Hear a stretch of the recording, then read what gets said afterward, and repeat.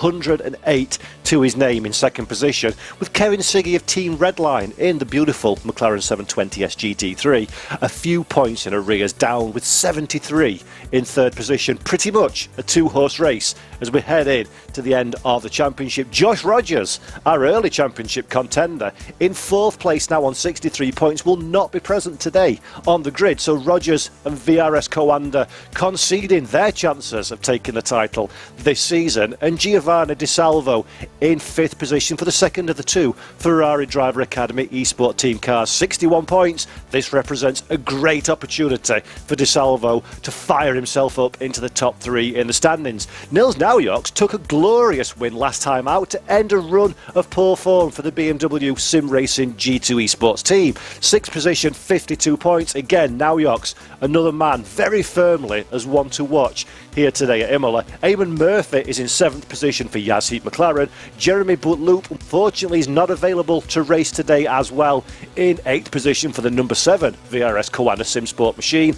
In ninth in the championship table, Tobias Pfeffer for Roman Grosjean's R8G eSports has 24 points, and with the absence of Jeremy Boutloop, has a good opportunity to move up the order, as does Dare McCormack for Williams Esports. A strong final couple of races for McCormack will do wonders for that team's championship challenge. Then we look down into 11th position, Nicholas Hoburn, a driver that was incredibly impressive last time out. Only has 15 points to his name, but I'm sure he will be looking to add to that score this evening. And Nikodem Vezneski, another Williams Esport driver, 12th in the championship standings, just ahead of Bastian Richter, Luca Lozio, Artie Camera in the second BMW, Matthias Tiskovic in the DV1 Triton Bentley Continental, Sam Bagnall in 17th, Luke Whitehead in P18, Maciej Malinowski in 19th, and rounding out the 20th position in our points table is Yuri Petrochenko. And David, we've said this so many times, when you look at names like Tobias Gronewold in 30th position with a single point,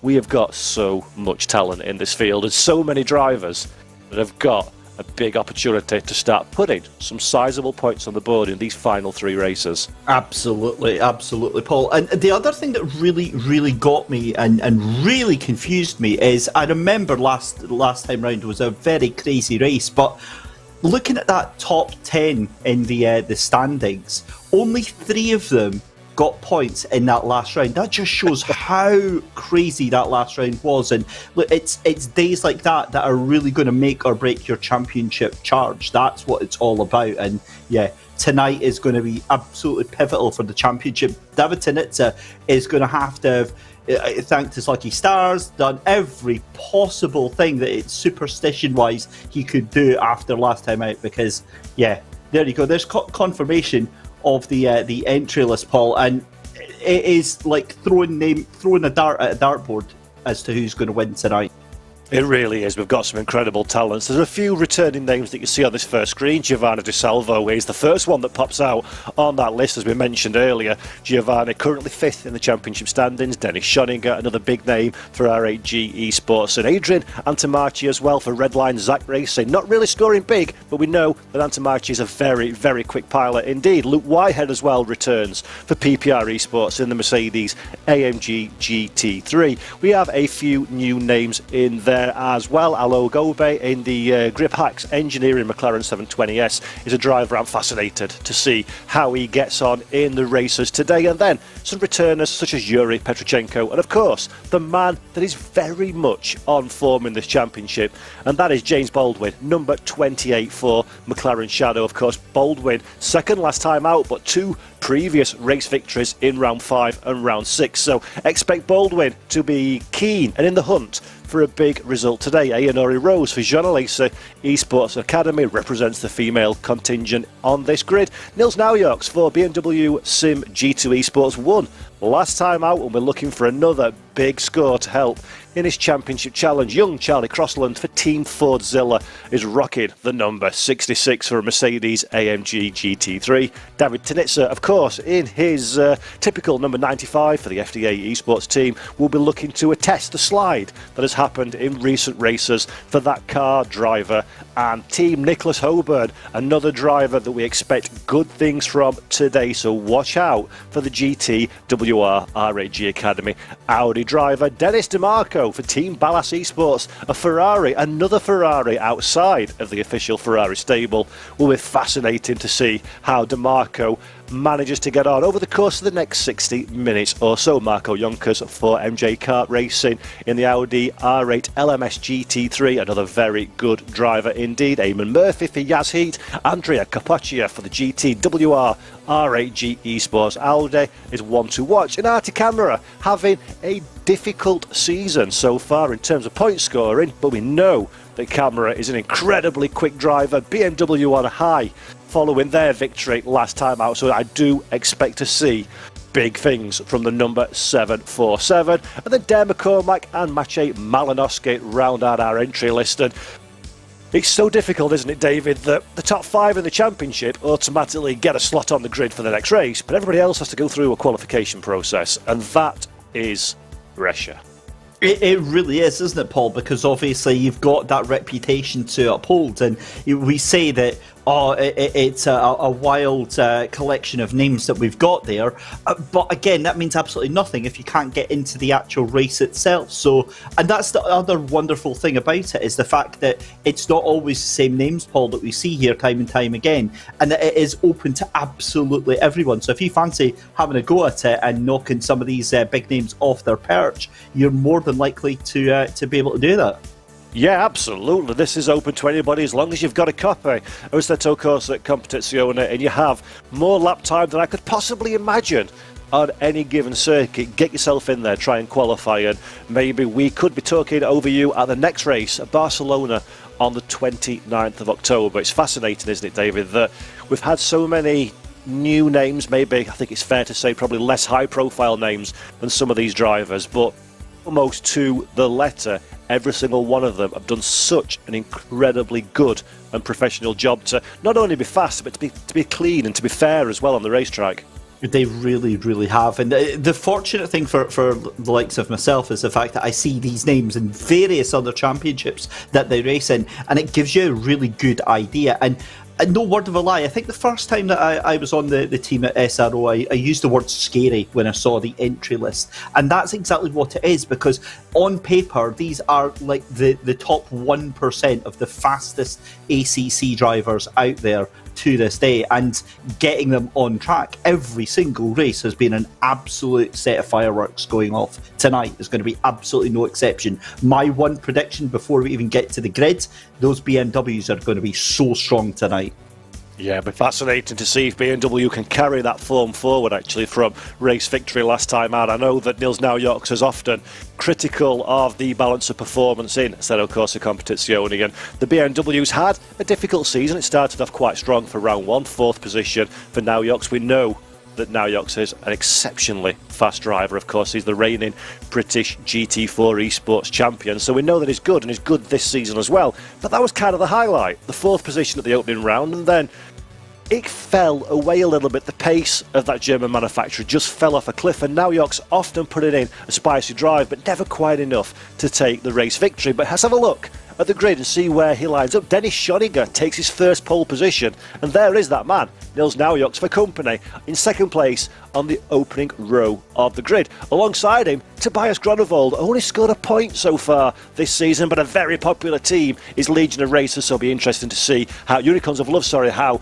they get on. Artie Camera, 2 BMWs in the top 4. Yes, you see that right. In 5th position, we have got Bianchi. Great performance there for the Porsche driver to line up 5th, with Neil Holborn in 6th position for company. Another BMW, that is Gregor Schill in 7th position. So a good day for the German mark in qualification. Will that carry over into the race? We'll find out. Maciej Malinowski is 8 on the grid alongside him. In P9 on the 4th row is Giovanni Di Salvo. Difficult day for Ferrari in qualifying. Di Salvo, their point man so far, with Bastian Richter alongside in the Audi and the Aston Martin V8 Vantage GT3. Montebanco in P11, and there, mired all the way down in the danger zone in 12th position, is our championship leader, David Tanitsa. A lot of work for Tanitsa ahead of him if he wants to get a good result out of this race. Andrea Capoccia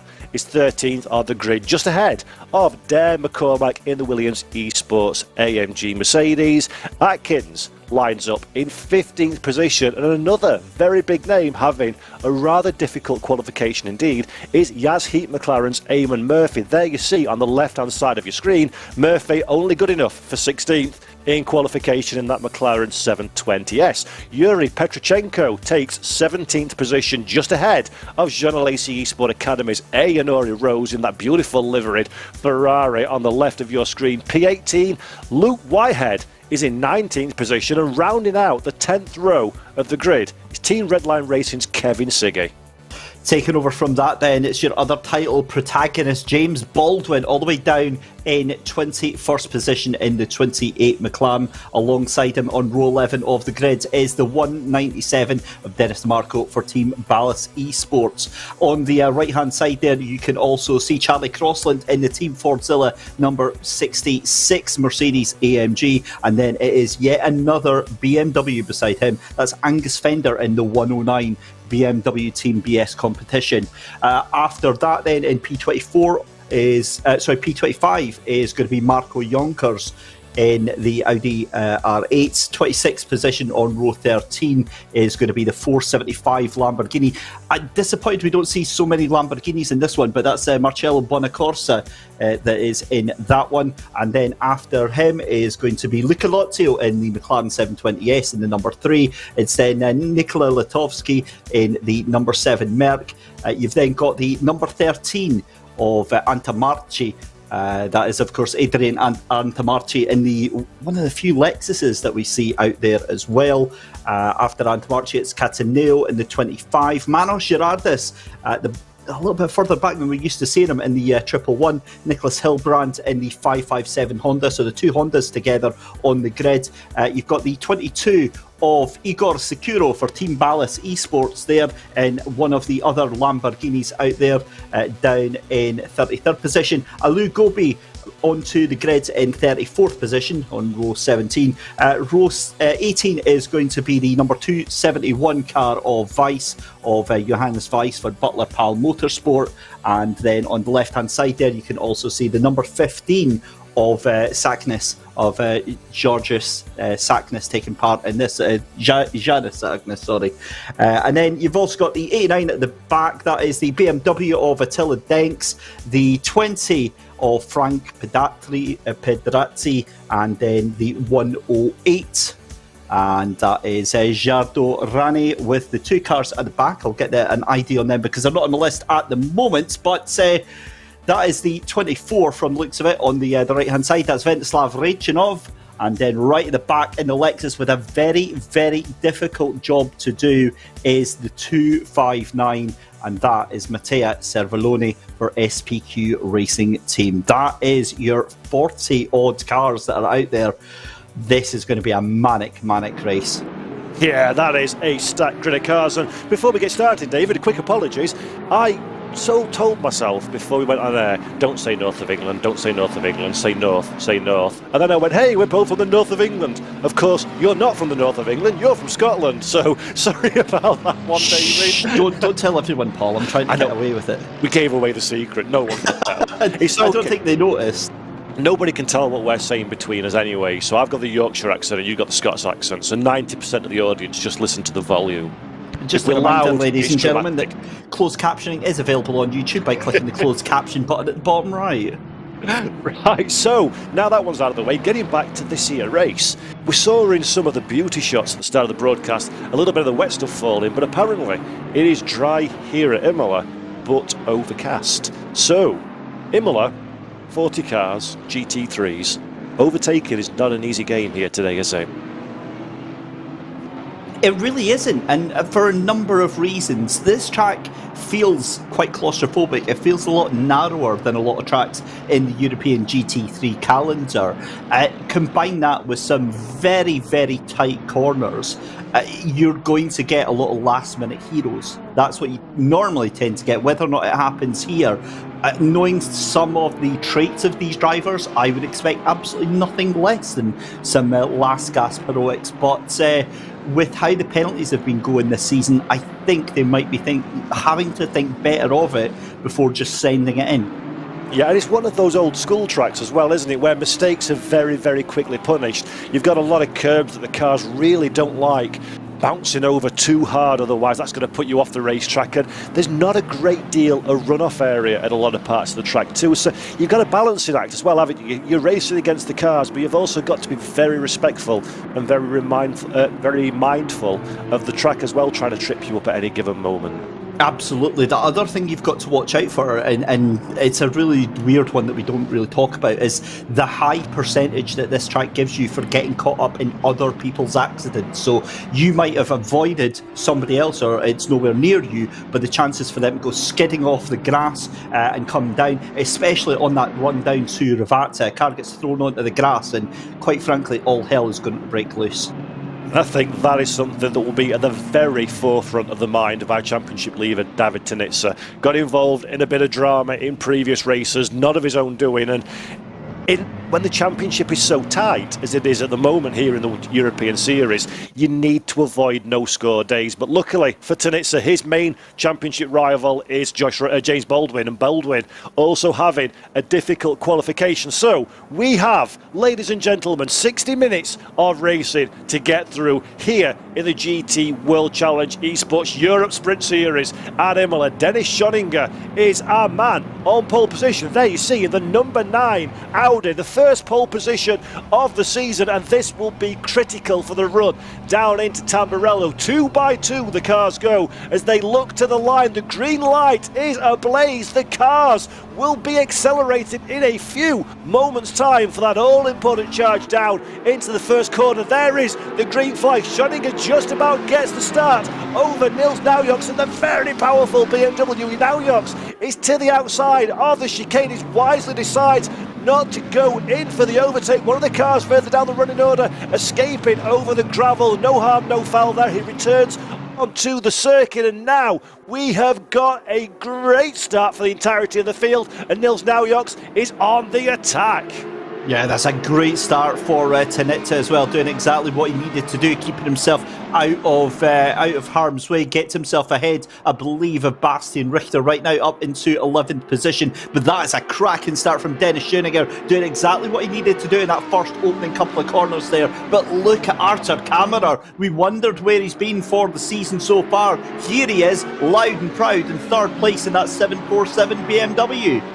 Yeah, fantastic start for the BMW boys. That is job done for Dennis Schoninger as far as the start of this race is concerned. The BMW we know is incredibly powerful in a straight line. There's our championship leader, David Tanitsa, made one place, fancies another as well, all over the back of the Bentley ahead of him. Not quite enough room to make the overtaking manoeuvre. Goes to the outside, runs out of racetrack, has to use more curb than would be ideal, and that puts him under pressure now. Bastian Richter sniffing around at the rear of the Ferrari Driver Academy machine. So here we go, into a corner that David Christie highlighted as being a risk factor into Ravazza 1. But there we go, David Tanitsa on the inside, a little bit of a kiss on his shoulder as well to Bastian Richter. Richter does not like that one bit, thank you very much, gets swallowed up by the entirety of the field. This has not worked out for Bastian Richter, gone from the attacker to the defender. Now Capocci and McCormack, Murphy and Atkins all trying to find a way past. Bastian Richter has been hung out to dry like a traditional NASCAR race, tries to get back into the racing line, cannot do it. Eamon Murphy is occupying that little bit of racetrack, and Richter on the outside, a kiss for good measure as well. They both go for a day at the beaches, decide they don't fancy that one and back on the racetrack, and Bastian Richter gets spun around as well. What a disaster! Well, that's how to go from hero to zero in the space of about 15 seconds. Bastian Richter, I feel absolutely gutted for him right there. Hard but fair racing there from David Tanitsa. Hung him out to dry, and he has been absolutely set upon by the Wills. You've got a punt behind there as well. That was behind Kevin Siggy. I think that might have been Charlie Crossland, who is now facing the wrong way. That's out of Toza as they come up the hill. So again, huge incidents, and I think race control, Paul, are going to be very busy. Yeah, incredibly dramatic first few moments of this race, and two of our big name drivers running further and further down the running order. Such a shame for Bastian Richter. Meanwhile, in 30th position, we've got two cars side by side. That is a good decision by Giannis Taskinis to get out of that one, as we're looking at Gregor Schill now, the third of the BMWs, having a good run in 9th position. Just at the back of your shot there, that is David Tanitsa, 11th place, fancy in 12th position. This time he has got the inside for the run down into the right hand, and will he make it stick? Yes, he will. It's a left-hander as well, Paul. Get your left and right's right. And there we go, another position gained for David Tanitsa. So a good opening few laps for the Ferrari man, if a little bit spicy. Yeah, that is a complete reversal of fortune from what we saw last round. Great to see him back up into the top 10, but remember, this is exactly the point where it all started to go wrong, because the further you try and push to get up, the harder they're going to fight to get going. I think he's very, very lucky that the car that was beside him in that previous lap there just got sort of held out, and poor Bastian Richter was sent backwards by him, but I think he's going to find real problems getting past like to Gregor Schill, Christian Bianchi and Maciej Malinowski further up the road. 56 minutes to go. He's got plenty of time to do it. It really has, and we just saw briefly there James Baldwin as well, the other of the championship contenders, having a good start from 21st position all the way up to 16th in the early stages of this race. So Baldwin making a play for big points today if he possibly can, and is doing that in the best way possible by overtaking his rivals out on the circuit. Giovanni Di Salvo currently in 7th position, so a solid opening stint for Giovanni Di Salvo in these first 5 minutes of competition. He has got Bianchi for company just behind, and the Porsche man fancies his chances on the Ferrari. Porsche and Ferrari at Imola as the sun sets. No more a beautiful sight can you see, but Gianni Di Salvo just about holds on, and that puts Gregor Schill into the picture, fighting hard for that 8th position behind David. Brilliant stuff, and again, if anything is taken away from tonight's race here, it's momentum. This track is such a killer on momentum. You have to keep it going, you have to keep moving forward, because as soon as you start losing that forward momentum, then suddenly you've got 4, 5, 6 cars, as you just saw that last 2 laps ago there from Bastian Richter. You just saw it there from Christian Bianchi there, trying to fight on with Di Salvo to keep that position, trying to fight with Gregor Schill. As you see cars side by side, that is the Ferrari of David Tanitsa trying to fight up the inside into turn 1, and that is how you do it. Tanitsa, where has this man come from? This is more like it. Fantastic stuff. Angus Fender sees that one and tries to copy it in the BMW, and does so just about, although that one is a little scruffier from Angus Fender, but he takes the position away from Catano anyway, and up into 21st position. The Aston Martin recovering to the rear of your shot. The Vosky just behind, as well as we see a Lamborghini going the long way around Villeneuve, but just gets back onto the racetrack and into contention again. So plenty of cars investigating the outer limits of this Imola circuit, some to a lesser or greater degree, but as you say, from David Tanitsa, he's really starting to show champion form here, isn't he? Really incisive in the overtaking manoeuvres, and that is exactly what the Ferrari man needs at this stage in the race, because with James Baldwin outside of the points, this is a good opportunity to extend your lead, and we're running out of races in which to do so. We absolutely are. I just want to go back to that Lamborghini going wide there. That was Marcello Bonacorsi, and if I'm not mistaken, that was a little bit of contact there with Eamon Murphy, and I'm positive that's the second bit of contact I've seen side by side with Eamon Murphy since the start of this race. And hip checking cars off into that first corner, I think you might get away with it once, Paul, but I think he's going to have to be very, very careful. As you see, Andrea Capoccia getting manhandled around that final corner at Ravazza, and again losing about 3-4 places there, and out of the top, top 12 goes Andrea Capoccia. So he's had a problem at Ravazza, rejoined the track, and has been absolutely devoured by all 4 cars. This is like watching low-powered hot hatch national racing, where absolute momentum is key here at Imola. You get involved in a fight with somebody else, you're off the ideal racing line, you miss an apex, you drop a wheel on the dirt and lose forward momentum, and that costs massively. As James Baldwin, 15th position now, hot on the heels of Dare McCormack ahead. That is the Williams man in the Mercedes in front of your screen. James Baldwin needs these positions. We can see 14th, 13th and 12, so not far away from the points, and more importantly, not far away from championship rival David Tinitza. Baldwin needs to apply pressure from the second the green flag goes to the second the checkered flag waves, and he's doing great work. The reigning British GT3 Esports champion here at SRO competition. We know Baldwin can get the job done. He's got the job done many times already this season. A first, and a second from the last 3 races. Tinitza now in the meat of the sandwich. David Tinitza soaring away at the steering wheel, manages to stay ahead of the Bentley Continental and chases down Gregor Schill. This is danger time now, David Christie, for David Tinitza. It's not just for David Tinitza, it's for everyone around him.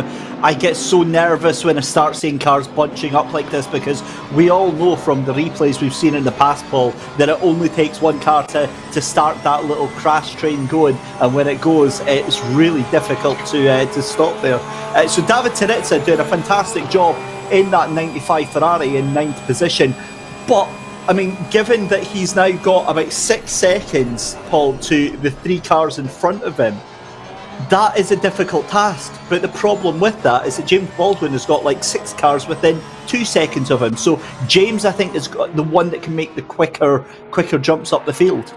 Yeah, that's a really good observation, actually, that Tinitza's done good work so far in this race, but there is a cost. Of course, there's always a cause to your actions, and that squabbling, that fighting, that recovery drive from a disappointing qualification has had a time cost, and David Tinitza becoming rapidly detached from those ahead of him. Nils Naujoks, by the way, still in second position, 1 second away from our race leader. So Tinitza needs to find a way past Gregor Schill. That's first job. Let's get past Gregor Schill. Let's take that 8th position. Next up the road is our teammate DeSalvo. I don't think team orders will be coming into play at this stage in proceedings, because DeSalvo himself is fighting to, at the very least, get a top 3 in the championship standing. So he'll be keen to score as many points as he can for himself and his team as well. So Tinitza's got a lot of work, but he's also got an element of strategy ahead of him. 15-second time penalty, by the way, for car number 197. That is Dennis DeMarco for the team Ballas Esports Ferrari. Avoidable contact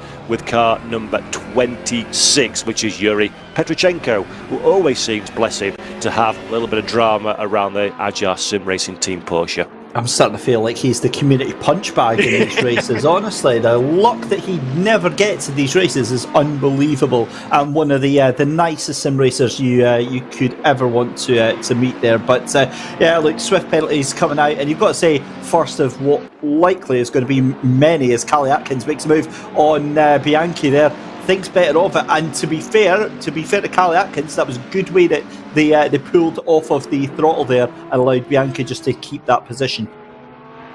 Yeah, clever bit of driving there. It's better to live to fight another day, as they say, but Callie Atkins is showing good pace in that Bentley, slightly faster than the Porsche at this stage in proceedings, but catching is one thing, passing is a very different thing indeed, and somebody who's doing plenty of catching is this man, Artur Camero, lights ablaze in the BMW Sim Racing G2 Esports machine. His team leader, I think it is fair to say, Nils Naujoks, is ahead. Camero has had a very difficult season, 15th in the point standings so far. He will be protecting the rear of Nils Naujoks, trying to give him the breathing space to mount an attack on Dennis Schoninger ahead. But one man who is not interested in any of these team politics is the man in 4th position, Tobias Grunewald for the Unicorns of Love, Aston Martin. He has had more bad luck than one can shake a stick at during the course of SRO Esport competition in both sprint and endurance season, so Grunewald will be very, very keen to convert this evening into a very strong result for himself and the legions of fans that support the Unicorns of Love team. Yeah, and that is one thing that we've talked about at great length, Paul, isn't it? About the effort that teams and their drivers put in to these performances.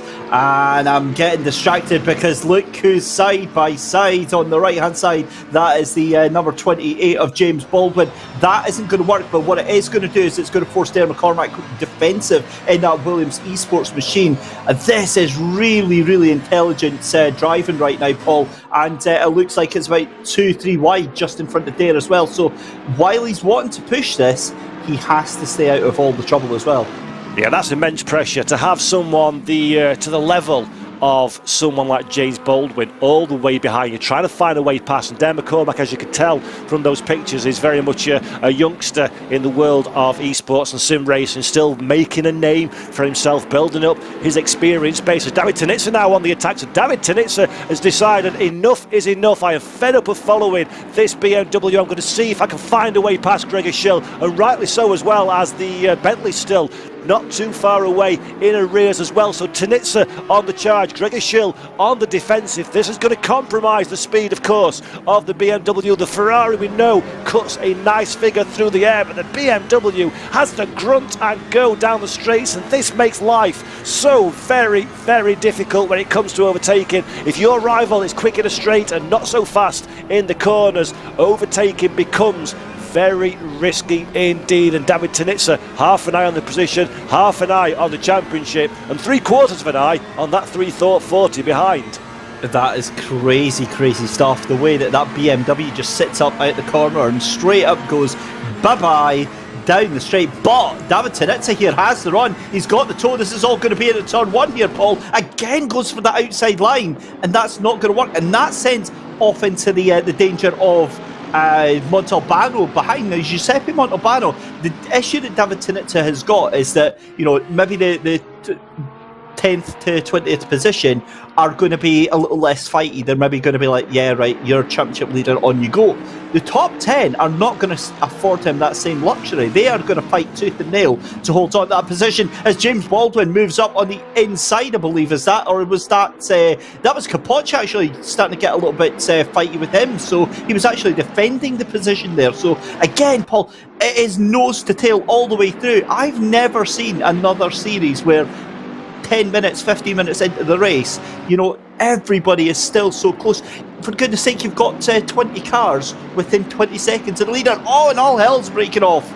I need more monitors. 3 wide into the chicane at the top of the hill. Has disaster written all over it. David Tanitsa very wisely decides, I don't want any part in that fight. Gets the run through the chicane, so manages to get past Montalbano that overtook on the run up the hill, and that was danger for David Tanitsa, but he wisely elected to get out of the fight, to recover and get the run out of the chicane. So it is still Gregor Schill holding on to 8th position. It is still David Tanitsa on the attack in 9th, and it is still in 10th position Montalbano in the 340. But Tanitsa, can he get a slipstream like he did last time around on the big BMW? Yes, he can. Schill covers the inside like the professional that he is. Tanitsa goes into the danger zone around the outside but cannot get the overlap, so gets back in again. This is Dare McCormack slightly further down the order. Dare McCormack slightly further into the barriers. Dare McCormack, what a disaster for the Williams car. A great defence comes to nothing as Tanitsa goes argy-bargy into Villeneuve. That is the Bentley, finds its way back past again, and Nils Naujoks serenely on, now in the race lead. Yeah, that's a brilliant turn of events then for Niles Naujoks to take the lead from Dennis Schoeniger. Oh, there's all hell breaking loose, and then bad luck returns. We've got a car off into the wall. Tanitsa's trying to fight for his life here, and I think that that is going to be... Oh my goodness me, that is absolute chaos coming through that left-hander there at Piratella down the road to Acqua Minerale. Paul, this is just all kicking off here. And Baldwin's away up to 10th. That was a few moments like anybody who's got a puppy or a kitten and they have like a mental minute where they just do totally stupid things. That was the mental minute for our drivers. That was horrendous racecraft from a lot of drivers. Too many cars in too smaller bit of space, and we had so much drama. We'll have to unpick that one a little bit later on because, quite frankly, too much was happening to really absorb at any given time. But the end result is James Baldwin second in the championship. The championship has turned on its head because Baldwin is now in 10th and is scoring a point, and David Tanitsa, where all things look rosy and shiny not few moments ago, is down in 12th position, David, and potentially carrying himself a little bit of damage as well. That is absolutely unbelievable, and that's just undone all of that hard work for David Tanitsa because we don't know if there's going to be any, as you say, any damage on the car. And the fact is that now James Baldwin is right in front, That is huge championship implications right there. Baldwin is now in the pound seats.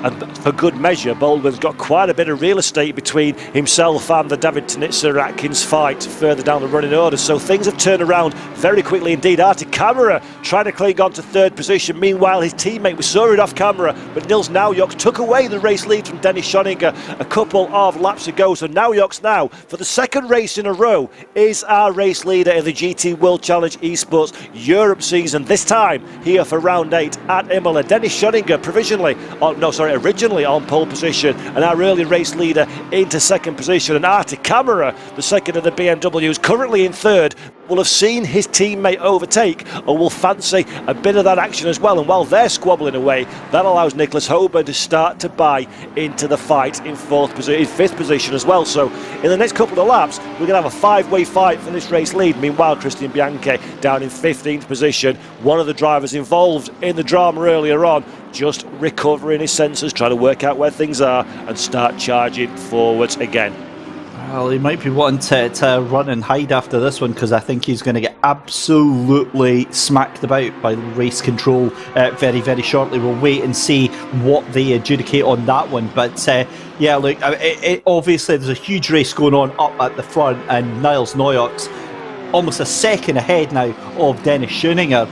But it's the fact that, you know, this battle down here has so much meaning in terms of the championship here, and the gap that Baldwin is absolutely on fire right now. He's charging down, trying to catch back up to Giuseppe Montalbano. But to be honest with you, I think Montalbano has the jump on Baldwin. I think Montalbano actually will to pull up a bit of pace on him. Yeah, the 340 showing good pace at this stage in the race. It must be remembered, ladies and gentlemen at home, we're already talking about a 6-point differential between David Tenitzer in the championship lead and James Baldwin in second position. So yes, they are fighting in the minor placings at this stage. Currently, Baldwin's only on for a single point. But every point at this stage in the championship that you can squirrel away over your rival is absolutely critical. This is round 8 of 10. We go to Barcelona on the 29th of October, and then Spa-Francorchamps on the 12th of November, and then we're done and done. So if you can get 1, 2, 3 points over your rival, David Christie, that is gold dust for these drivers at this juncture of the season, isn't it? Absolutely, and what you've also saw is you saw the last round where so few of the top 10 drivers actually scored points. So that could happen again. It really could happen again. I'm just watching actually the time between 8th and 9th place, Gregor Schill and Giuseppe Montalbano. That's come down drastically, and look, Montalbano actually in the slipstream, but that BMW just has the grunt. I wonder if it's going to be a move into turn 1, Paul. Wow, now this is incredible actually. You need a big shout out for Montalbano in the 340, 9th position, the Bentley Continental there. The pace that this car has shown in the first 20 minutes has been absolutely sensational. We would not have said at the start of this race that Gregor Schill would be very firmly on the defensive from this car, but Montalbano has dug deep, he has found lap time, and he fancies his chances of being the next man to challenge Gregor Schill. Will he be more successful than David Tenitzer was last time out? We'll find out in the fullness of time, but at this moment in time, Montalbano seems to be the man that has all the answers on the racetrack and is very much on the charge, and Gregor Schill will not be keen to see another car squabbling away at the rear of his BMW, the number 72, under pressure again. And all this is meaning that Baldwin can catch up to these two while they are fighting it out, and Baldwin eyeing up, you've got to say, potentially looking good for a top 5, but it's defensive driving there from Gregor Schill. Mounts the curbs in the BMW, it lets him do that, and Montalbano right on the back of that car. But that McLaren just, it doesn't seem to have the straight line pace that the BMW or the Bentley do. But I'm kind of having to eat my words here, because Callie Atkins getting left for dead as Baldwin streaks away on the run down to Ravazza here. But it seems to be the acceleration through the corners where that McLaren of James Baldwin really makes up its time. And again, now you see that gap to Schill and Montalbano getting ever closer. But realistically, I'm also looking at the top 5, Paul. They're still only separated by about 2.5-3 seconds.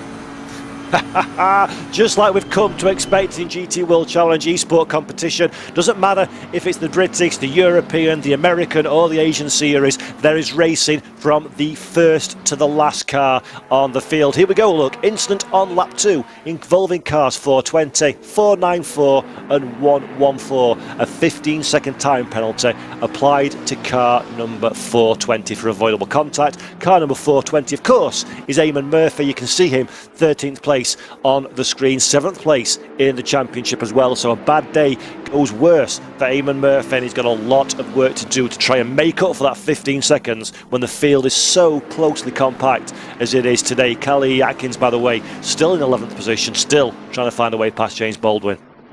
If only you'd had a talented commentator by your side, Paul, that would call the fact that Eamon Murphy was being overly aggressive on those first couple of laps here. So, I amaze myself sometimes. No, but in all honesty, it's great to see that, because time and time again we point out that we've got live race control watching this race, live stewards watching this race, handing out penalties where appropriate.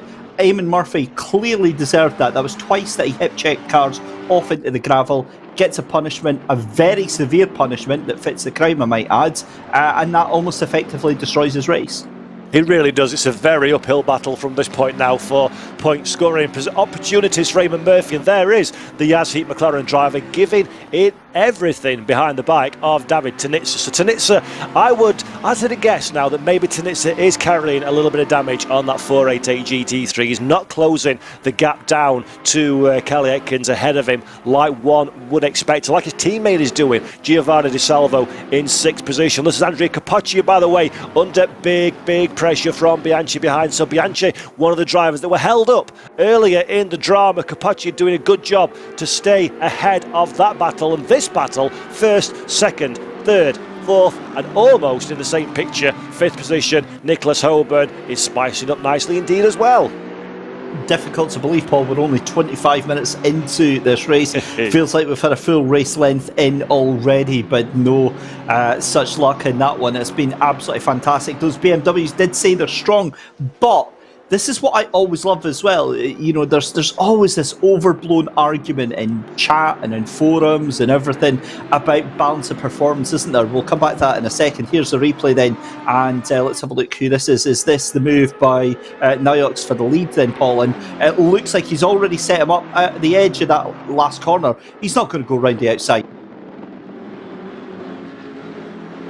Wow and wow. Both David and I don't have any words to say, because that, for a race lead as well, is incredible bravery. Even though I know that he overtook for the lead, David, I still expected a crash.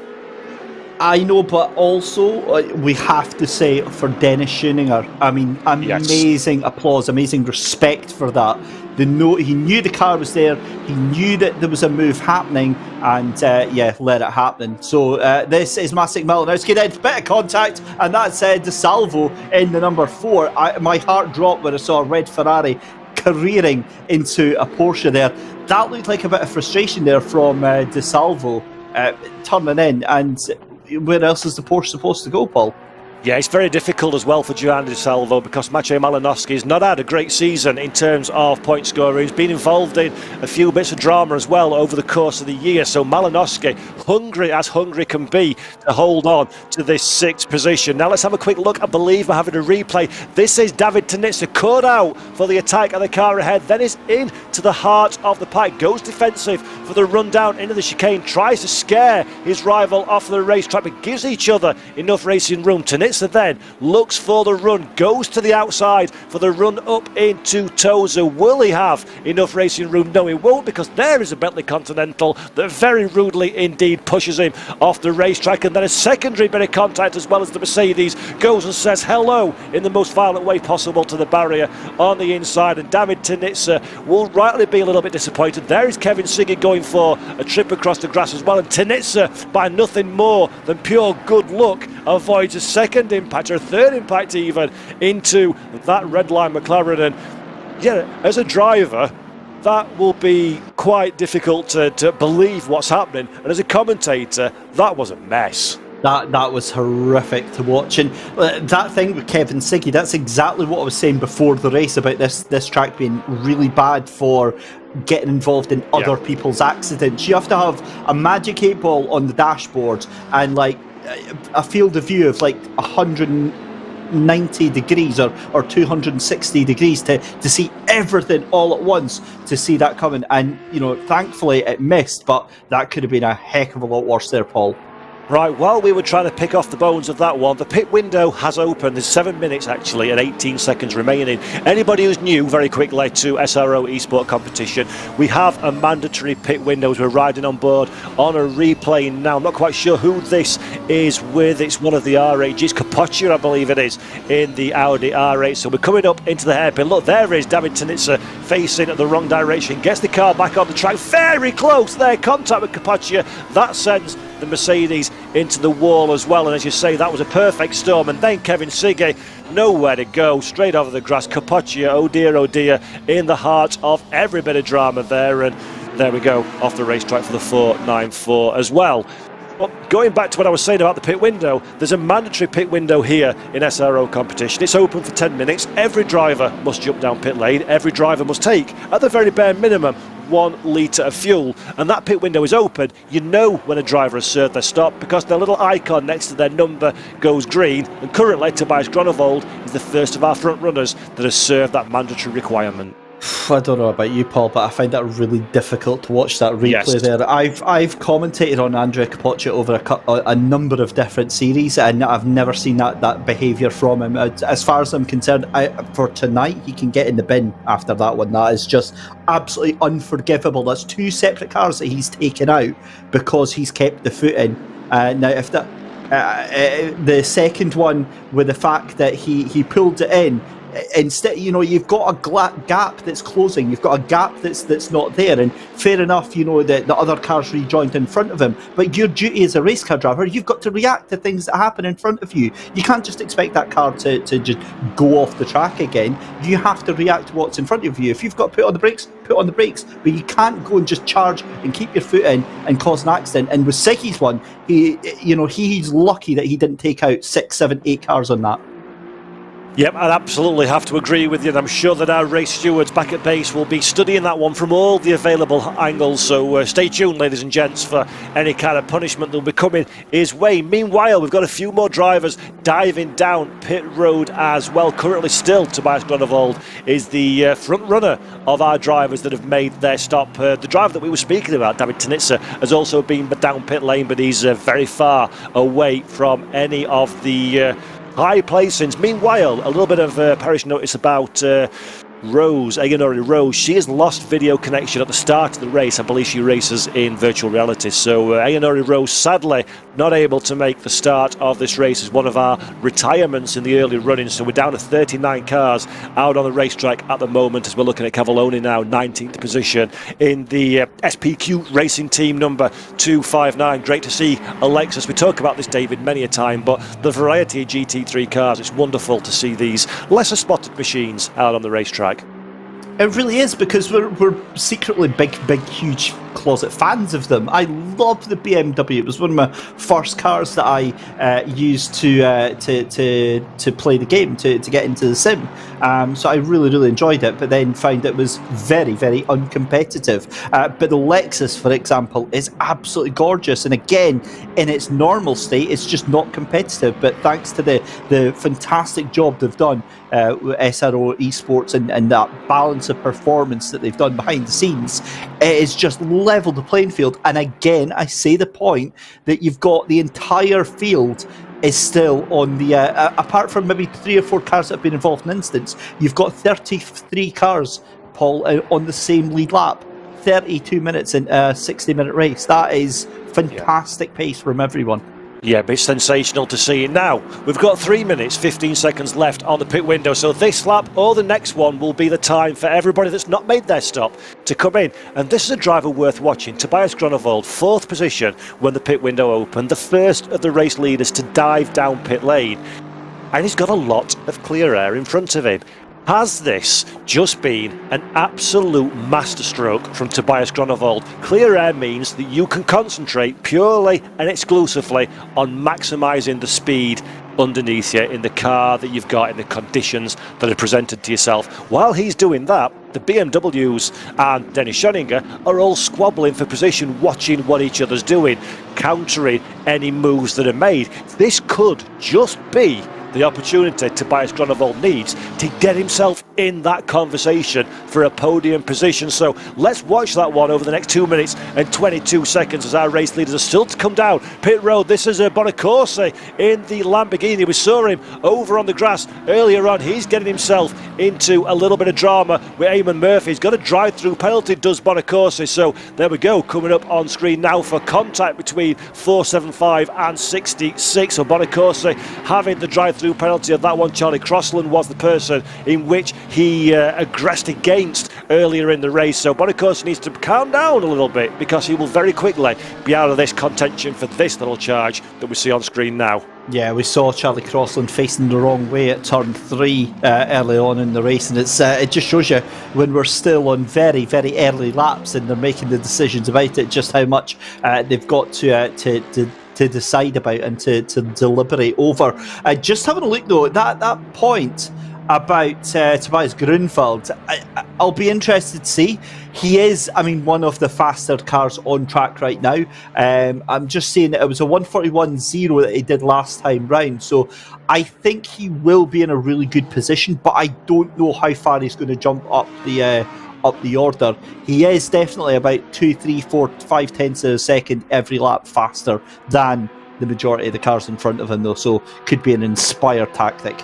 Yeah, this is why we love these pit window races. It throws on a little bit of drama and a bit of strategy that maybe wouldn't exist if it was a straight fight to the flag. Andrea Capoccia that we're looking at now, the 494, 19th position in the I always want to call it an Aston Martin. I know it's an Audi, but I can't help myself. In the Audi R8 LMS, using every bit of racetrack and some more. Here is Nils Naujok. So, race leader has served his pit stop. There is Dennis Schoeninger behind. There is Artur Camara as well. 1, 2 and 3 before the pit stop. Tobias Gronewold on the racetrack. He's going flat chat. These guys are just about to get onto the pit limiter and start accelerating. The tyres will be a little bit cold, and Tobias Gronewold will be very much on form. We can see Artur Camara. He clears Artur Camara. 3rd position. Can he get 2nd position into the braking zone as well? No, he can't, but he's right behind the back of the BMW. He's fighting for every little bit of track position he possibly can, and Tobias Gronewold has managed to jump one car. He's still got another one ahead of him, but Tobias Gronewold pulled off a masterstroke in that pit window, and just ahead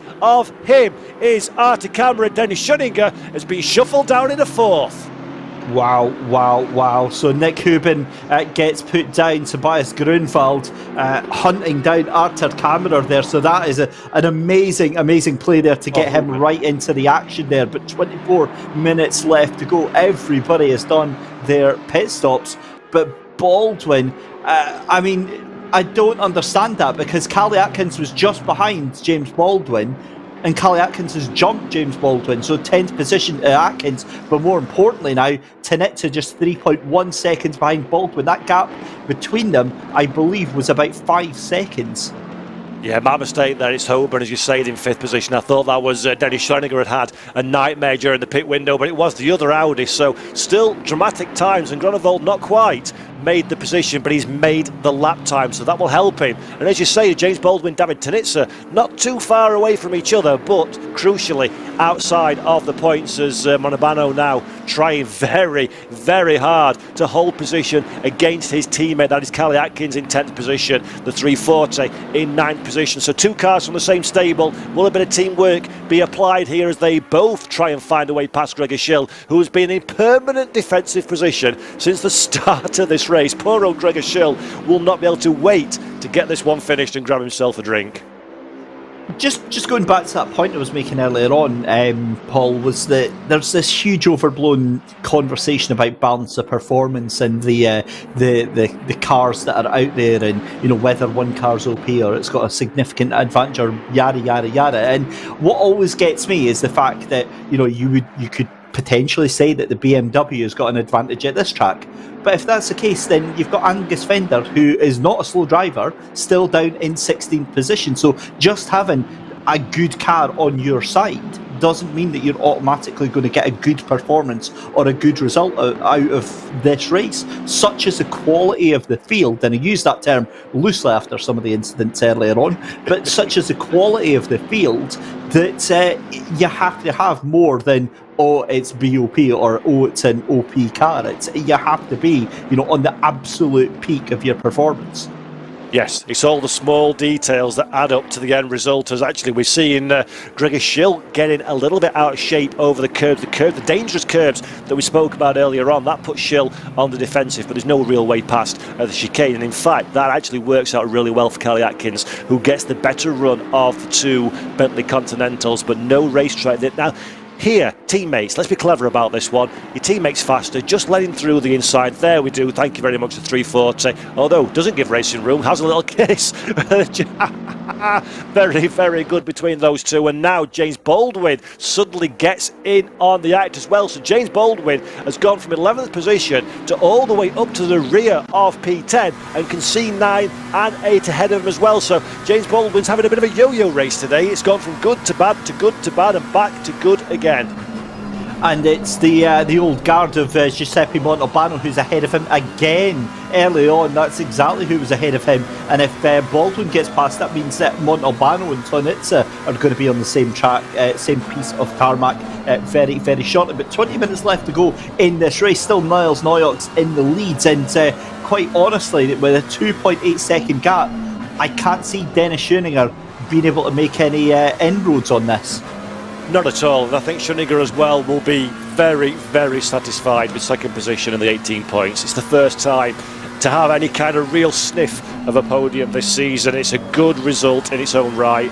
Now's the time to really settle down and just try and consolidate that one. He's got a healthy 1.7 second gap to Artie Camara behind, and Camara, to be fair, has not really shown the kind of pace of his teammate Nils Naujoks at the front of the field, so he'll feel quite confident, will Dennis Schoeninger, of that one. It's just a case of bringing the car home to the checkered flag, I think. But we've said that before, 20 minutes is a long time and absolutely anything could happen. And as you mentioned, David, at the start of the show, there's also a bit of traffic that could maybe come into play as well as things progress.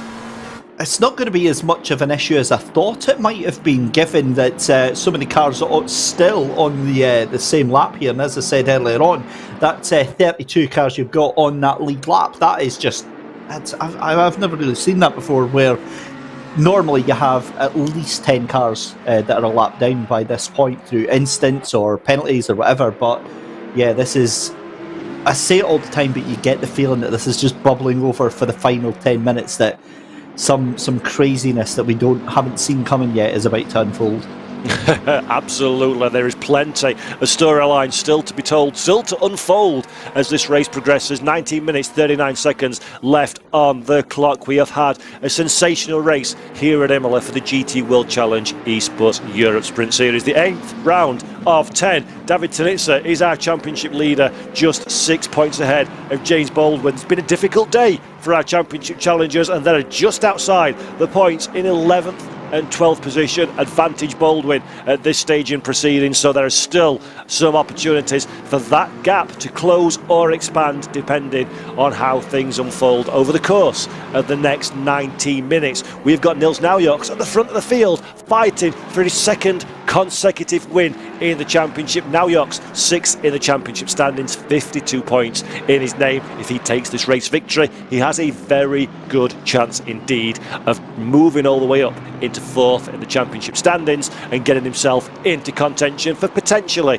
a top 3 at the end of the season. So plenty, and I mean plenty, of drama still to unfold, and we've seen this, David, so many times, haven't we, where things just explode in the final 5 minutes. It really, really does. And I'm just thinking there, from what I saw there with Mattia Severloni there and the number 15 of Janis Saknis, they were duking it out as well, and it almost looked like two teammates like we had with Callie Atkins here and Giuseppe Montalbano, who I think are still going for it toe-to-toe down into the first corner here. And 18 minutes left to go, Paul. This is the great thing about this race, is the fact that everybody is fighting so hard. And you think, well, like Angus Fender here, making a move on Marco Junkers, it's only for 15th position, but it doesn't matter, because as far as you're concerned, in that little caveman racer brain, that is for the win. That position there is all that matters on that lap, and you just keep doing that every single lap in, lap out, and it's what gets you going, and it's why we all love, even if we're not very good at sim racing or real life racing, it's that adrenaline rush, that cortisone boost that really gets you going. Yeah, I mean, the professional answer from drivers at this level will always be, yes, we want the result, we want the points, we want the race victory. But as you say, we all love motor racing deep down. That's why we do what we do. And I'll tell you now, an overtake for 20th position feels just as good as an overtake for third. A pass is a pass, is a pass, is a pass. You see an opportunity, you want the thrill of putting one over on your rival, of taking that position in the nicest, best way, most professional way possible. And that's not going to slow any of these drivers down. The fact they're outside of the points. Meanwhile, an incident on lap 10 involving cars 2 and 814. A drive-through penalty for Christian Bianchi for contact with the 814. The 814, of course, being Dare McCormack for Williams Esports. So drive-through penalty. Goodbye any hopes of anything decent from today. Well, I've got to apologise to Noor Hendricks in YouTube chat, who is taking offence at my caveman comment, saying that he's a caveman and he found that offensive. So I think I'm about 15 seconds from being cancelled, Paul. So I'll make this very, very quick. But it's been a fantastic race. And going back to that point, I think again, from personal experience this year in real life racing, it just drills down to this little bit that we don't actually want to talk about, and we don't ever talk about, is the fact that we like, as human beings, we like to know that we're being better than somebody else. We're beating them at something, and we get a kick out of that, and that's all it comes down to. It doesn't matter whether that's for first position. Obviously, if it's for first, then it's a massive rush. But if it's for 15th or 16th or whatever, it doesn't matter. You want to fight for as many places as you can. You absolutely do. And now here's a question for you. These cars in 9th and 10th position, the 210 and the 340, teammates for Amiga G Performance, they are not afraid to touch sides, wing mirrors, bumpers, back splitters, anything that you like. And now actually we're going side by side with your BMW and giving it up. As a team manager, are you going to make a call at any stage to say, look, your teammate's faster, or look, let's secure the points between each other, stop squabbling and potentially risking anything? Or do you just sit back and let them do what they do? Logically, you'd say yes, the team manager's going to be on the radio to them saying, calm it down, guys, get a grip and sort it out. Realistically, we're not saying that. They're being left to race themselves here. I think, honestly though, the team manager wants him to be touching Gregor Schill instead, but have a look at that, because while we're distracted with that, like candy from a baby, James Baldwin says, thank you very much, see you later, I'm going to take that, and I'm going to take 10th position. That was how easy it was to take Callie Atkins, and I've got no doubt whatsoever that Giuseppe Montalbano is next up on the menu. And that is exactly why I was saying the team manager needs to get on the radio, because while those two were squabbling, that's what opened the door for James Baldwin. Callie Atkins has not given up the hope of taking that position away again, but Baldwin will be delighted with that point-paying position in 10th and will be wanting more in the next 14 and a half minutes. Meanwhile, another incident on lap 10 involving cars 210 and 95, a 15-second time penalty for car number 210, and that is Callie Atkins that we are looking at now. So Atkins' day has just gone very downhill indeed. 9th position and 2 points he was looking at. Now he's been overtaken by James Baldwin, and now he's got a 15-second time penalty as well. Oh, that means we're up to that incident that we saw there as Baldwin goes wide, and that's an unforced error from James Baldwin. And look at that, who's behind. Hello, David Tinitza. We have just got a race with 13 and a half minutes left to go, Paul. Oh, fantastic stuff. As a commentator in a neutral, this is exactly what I wanted to see. And of course, they're fighting for 11th and 12th on track. But when Callie Atkins gets his time penalty, this will be for the final point. This will be a case of, for David Tinitza, do I extend my lead? Or for James Baldwin, do I close that gap down, so this means more than just track position. This means more than just 10th position. This, ladies and gentlemen, is for the championship. This is round 1 with 3 rounds remaining of drama between these two. It is only between David Tinitza and James Baldwin, realistically, at the front of the field, and this has all the hallmarks of being a ding-dong battle to the checkered flag and first line in the sand for who takes this title in the 2021 season. We say that though, but obviously, ironically, it makes no difference to the season because at the moment, in 11th and 12th position, Paul, they're not going to score any points. So this is just a battle of egos right now. What they need to do is they need to get going and get up to the points-paying positions. Now, if we can see them up into, say, 6th, 7th, 8th and 9th, then yes, then this is going to be huge for the championship. But as it stands, Tinitza's actually going to be fairly happy with this. But don't forget, Kelly Atkins has got a 15-second penalty ahead. So when he's taken out of the equation, this is in effect 10th position in terms of points anyway, if not on the circuit. I hate time penalties that confuse things. I'm simple. I'm struggled to work out what things should be with time penalties applied, never mind what's happening in front of me. But it is. This is for the final points, and if they can clear that pesky Bentley Continental, then there's possibly more on the table as well.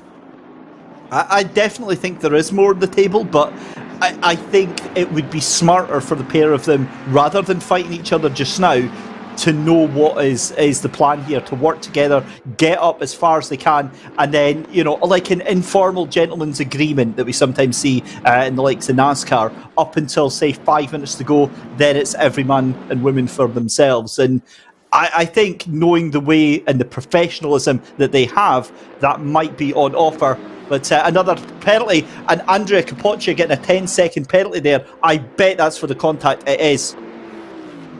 Capoccia's day goes downhill as well. Capoccia 13th position at this moment in time, but that will open him up to Angus Fender, Yonkers and McCormack behind as well. Now, for our championship protagonists, this little fight is probably the most interesting part of the racetrack for them. We've got Gregor Schill still defending like nothing for 8th position. We've got Montalbano in 9th position. If these two can hold each other up and make a little bit of contact, ideally for the two championship rivals, that potentially changes things significantly. Now, the smart play would be Kelly Atkins on the radio, team manager, saying hold position, try and hold back Baldwin and Tinitza and leave your teammate a bit of free air to fight this BMW. And no doubt that is exactly what will be happening in the behind the wheel of that Bentley Continental. So realistically, with 10.5 minutes on the clock, Baldwin and Tinitza's best opportunity of getting more from today than they currently have is these two wrapping themselves up in a bit of drama. And drama, very much, David, looks like it's unfolding.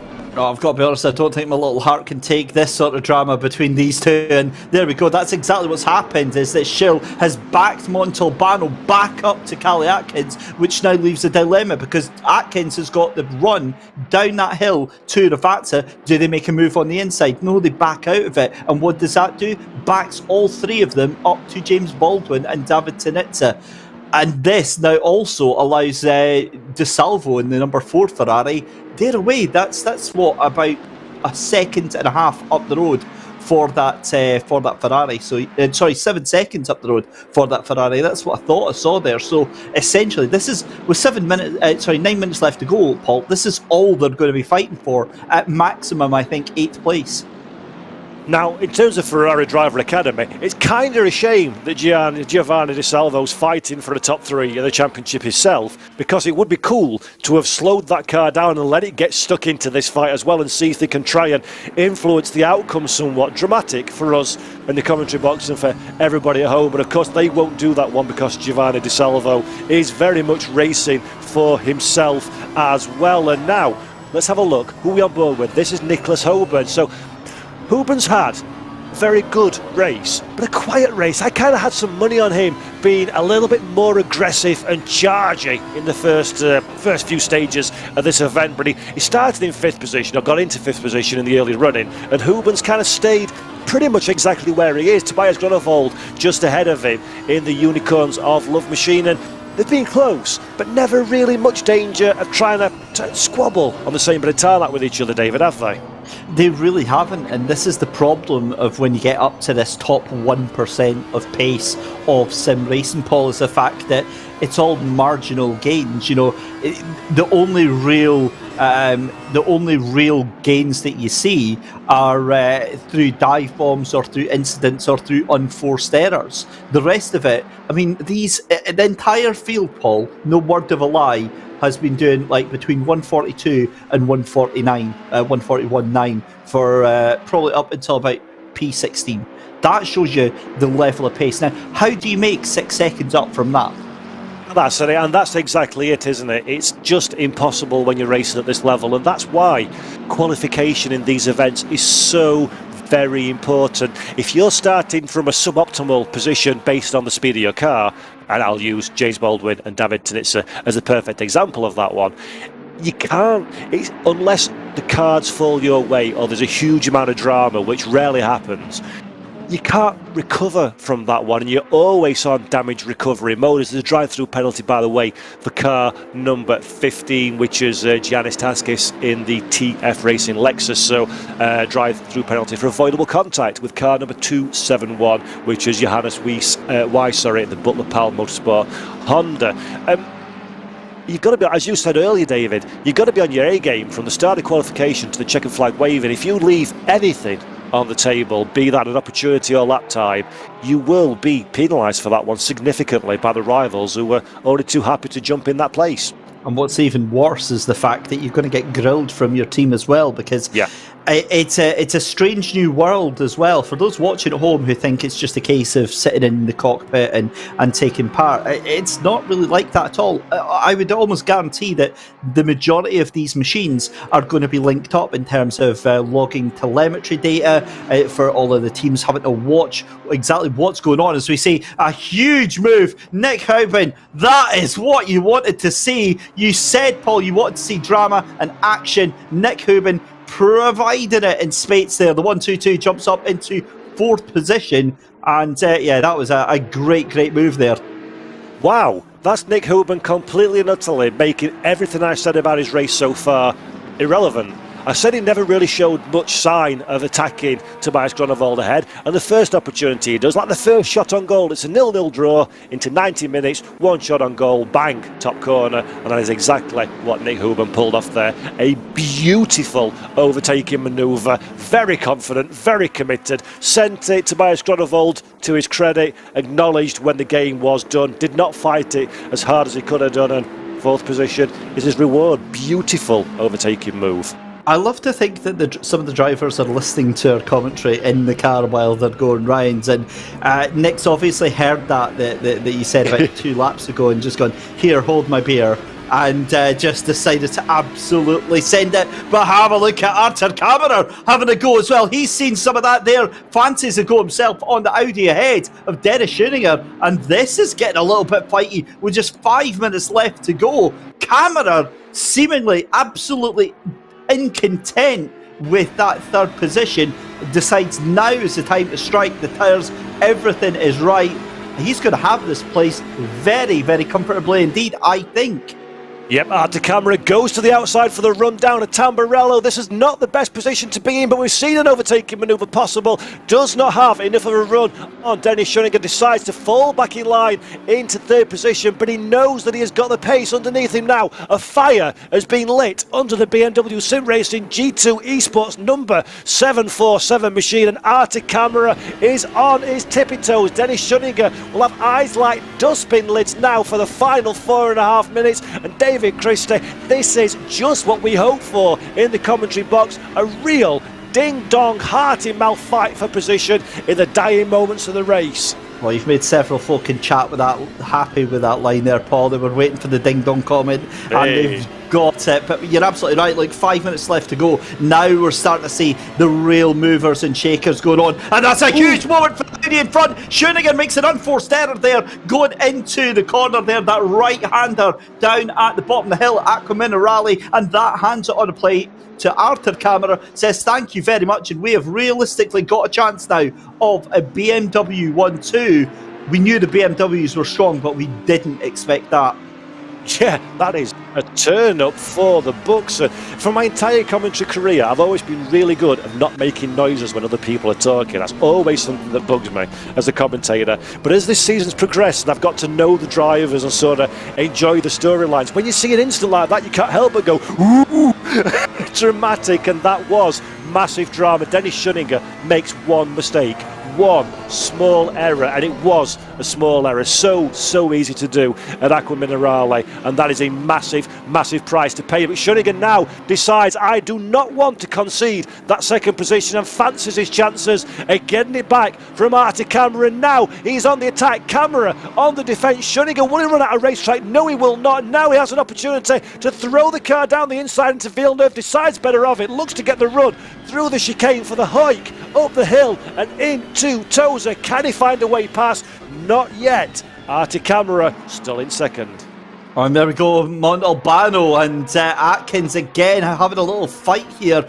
But what I notice as well is Hubin and Gronwald are actually catching right onto the tail of that battle here. Now, the way things are going, all it takes is Masik Malinowski to catch on to that little battle. Granted, he's 6 seconds behind, but given the way that they're slowing themselves down in second, third, fourth and fifth here, this is getting a little bit worrying, because you'd think that you know what's going to happen here, but we've seen lapses of judgment, Paul, very easy to happen. Oh yeah, and again, we said this right at the top of the show, David, didn't we, that Imola is an old school circuit in the very best way possible. Frankly, one of my favourite tracks in all of Europe.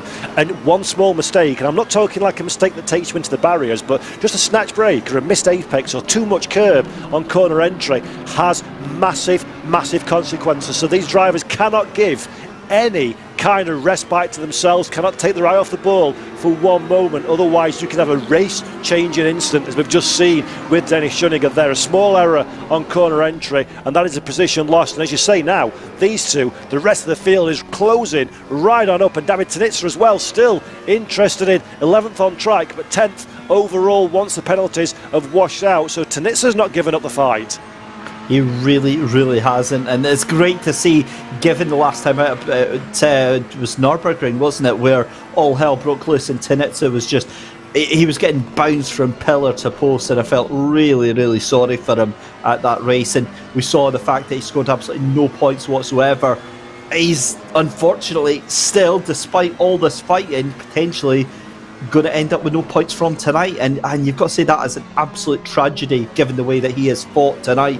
But it's just not been good enough to get himself into that top 10. Yeah, for the second race on the bounce, David Tanitsa has been involved in incidents that potentially none of his own making, and that is he's paying the price in the biggest way possible for that one now, because you take away the contact that we had earlier in the race for David Tanitsa, he would be far and wide away from these little squabblers and taking himself a healthy haul of points over his rival James Baldwin that's currently in front of him. So if but and maybe, what could have been, that's the story of life and motor racing in many respects. And David Tanitsa won't be worried about what would have been, we'll be concentrating on what is to be in while we're approaching the final lap. Yeah, and what a race this has been, as we're going to be starting the final lap any second now. Niels Neuert still doing a cracking job there as he goes across the line. In fact, has he stopped? Has he? Oh, he has. He's won it then. There we go. It just ran out literally just as they were away to go across there. So we were positive we were going to get another lap, but it turns out then it's done, it's dusted. And I've got to be honest, I feel like we were robbed of a dynamite final lap. Yeah, very clever driving from Niels Naujoks. Will have noted the time on the gantry on his on-screen display, decided that if I just put the brakes on, I've got enough of a margin, I won't have to do that final lap and take the checkered flag for a race victory. So Niels Naujoks using his racecraft in the event to make the overtake, and his intelligence at the very death to finish it all off, over and done with. Meanwhile, Christian Bianchi still involved in a squabble right down to the line. That's Nicholas Hillebrand. We've seen nothing of Hillebrand so far in this race. 25th position, running down into the left hand, and Bianchi does not have enough room, tries to get the switch back, gets to the inside, makes heavy contact with the Honda, and again heavy contact. Christian Bianchi, more aggressive than is necessary, takes the place away, but maybe we'll lose that one again to the stewards as they cross the line. And David Christie, we had an end that we didn't expect, but my goodness me, did we have a motor race. Oh, we did, but I mean, come on, poor Yuri Petrochenko again, man. It just,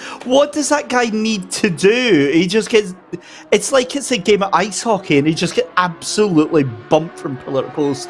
It's, yeah, I hope that does actually reverse around, because that was a little bit overly aggressive, but fantastic result for everyone here. We had a couple of moments, as always, that questionable, and I think that a little bit of brain cells going out the window, but Paul, I'm absolutely delighted with that race. That was really, really enjoyable, and it's always good. I mean, we're finished in an hour. How has that gone by so quickly? Oh, honestly, it's ridiculous. These things are absolutely ridiculous how fast they go, and hopefully everybody at home enjoyed it just as much as David and I did. Please do stick around. We'll be speaking to our race winner, Nils Naujoks, in a couple of moments' time. But we said at the top of the show that Imola is a very difficult circuit on which to pass, and they've made us a liar again, David, because there was so much overtaking, but it wasn't just passing by the numbers. There was some sensational overtaking there. There absolutely was, Paul. We saw some real aggressive moves and some really clever moments as well. I think, you know, for me, the bit that stands out is Arthur Kammerer has pressure on Schoeninger to get that second place. That was really, really 3,000 IQ thinking there. Yeah, really fantastic stuff. And I believe now we have got Nils Naujoks with us in the commentary box. Nils Naujoks, race winner for the second race in a row. Congratulations. Thank you. It's insane. That was absolutely brilliant. Now, before we do anything, talk me through that overtaking manoeuvre for the lead. Wow.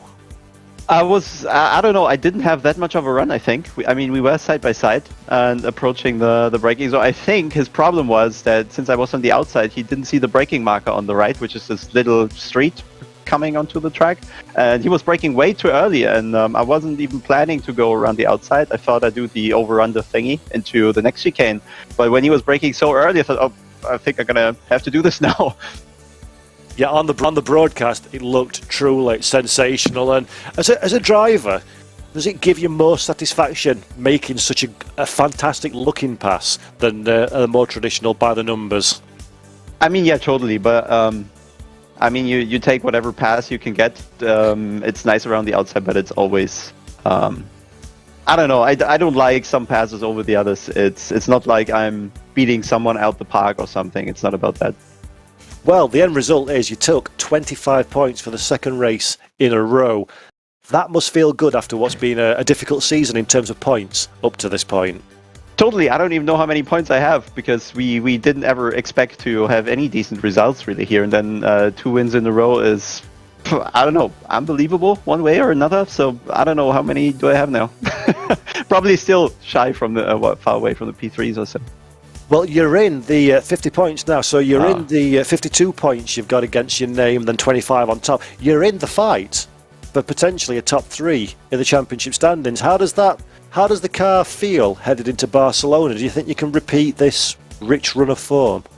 Barcelona is probably not our best track, but I have to say the last 2 races, the BOP did its job. Like, all the cars were level. I think in the practice session there were 10-15 cars within 1/10. And I think this is a really good achievement, and shows that the custom BOP, if someone has the data available, is working. So I'm hoping everybody else is getting a lot of kilos again for Barcelona, because it's definitely not our strongest track. And then, I don't know, I'm ready for a third in a row. Fantastic. Now, just going back to Imola for a moment, can you give the audience a little bit of an idea of what it takes to go fast, to get a good car underneath you at a track like this? Because you've got a good mix, haven't you, of fast straight line sections and then technical difficult corners and braking zones. Yeah, you somehow have to find a way to fit the curbs underneath, and the sausages and the anti-cuts in particular. And the second task really is to just avoid the off tracks, because they're really nasty here.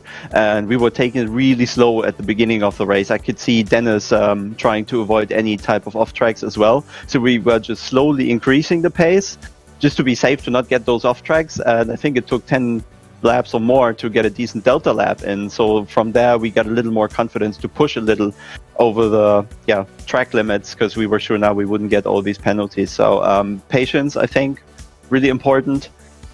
fitting those curbs and I don't know, just having a car that works in these different situations on the track, right? So you have those tight corners, the fast ones, and you don't really think much about the straight, I have to say. Now, of course, race victory, 25 points. And before we sign off, we've got to give a shout out to your teammate Artie Camera as well. Another great performance from Artie to really make a mark in this championship for the first time, really, this season at the front end of the grid.